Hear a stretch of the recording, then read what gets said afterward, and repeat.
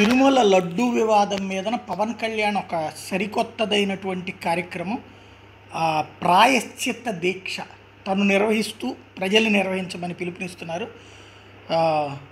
ఇందులో అమృతతుల్యంగా పరమ పవిత్రంగా భావించే తిరుమల లడ్డూ ప్రసాదం గత పాలకుల వికృత పోకడల ఫలితంగా అపవిత్రమైంది, జంతు అవశేషాలతో మాలిన్యమైంది. విశృంఖల మనస్కులే ఇటువంటి పాపానికి ఒడిగట్టగలరు. ఈ పాపాన్ని ఆదిలోనే పసిగట్టలేకపోవడం హైందవ జాతికి కళంకం. లడ్డూ ప్రసాదంలో జంతు అవశేషాలు ఉన్నాయని తెలిసిన క్షణం నా మనసు వికలమైంది, అపరాధ భావానికి గురైంది.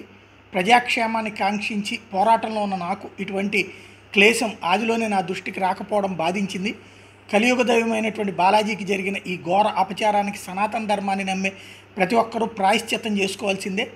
ఇందులో భాగంగా నేను ప్రాయశ్చిత్త దీక్ష చేయాలని సంకల్పించాను. 22 సెప్టెంబర్ 2024 ఆదివారం ఉదయం గుంటూరు జిల్లా నంబూరులోని శ్రీ దశావతార వెంకటేశ్వర స్వామి ఆలయంలో దీక్ష చేపడతాను. దైనందిన విధుల్లో పాల్గొంటూనే దీక్ష కొనసాగిస్తాను. 11 రోజుల పాటు దీక్ష కొనసాగించి అనంతరం తిరుమల శ్రీ వెంకటేశ్వర స్వామి వారిని దర్శించుకుంటాను. దేవదేవ, నీ పట్ల గత పాలకులు చేసిన పాపాలను ప్రక్షాళన చేసే శక్తిని ఇవ్వమని వేడుకుంటాను. భగవంతుడిపై విశ్వాసం, పాపభీతి లేనివారే ఇటువంటి అకృత్యాలకు ఒడిగడతారు. నా బాధ ఏంటంటే తిరుమల తిరుపతి దేవస్థానం అనే వ్యవస్థలో భాగమైన బోర్డు సభ్యులు, ఉద్యోగులు సైతం అక్కడి తప్పిదాన్ని కనిపెట్టలేకపోవడం, కనిపెట్టినా నోరు మెదపకపోవడం, నాటి రాక్షస పాలకులకు భయపడి మిన్నకుండిపోయారా అనిపిస్తోంది.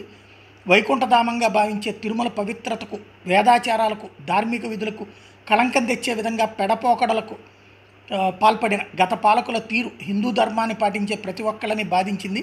ఇక లడ్డూ ప్రసాదం తయారీలో జంతు అవశేషాలు ఉన్న నెయ్యిని వినియోగించారనే విషయం తీవ్ర క్షోభకు గురి చేసింది. ధర్మాన్ని పునరుద్ధరించుకునే దిశగా అడుగులు వేసే తరుణం ఆసన్నమైంది అంటూ ధర్మో రక్షిత రక్షిత అని పెడుతూ పవన్ కళ్యాణ్ స్వయంగా ఒక ప్రెస్ నోట్ రిలీజ్ చేశారు. ప్రాయశ్చిత్త దీక్ష చేయబోతున్నట్టు ప్రకటించారు.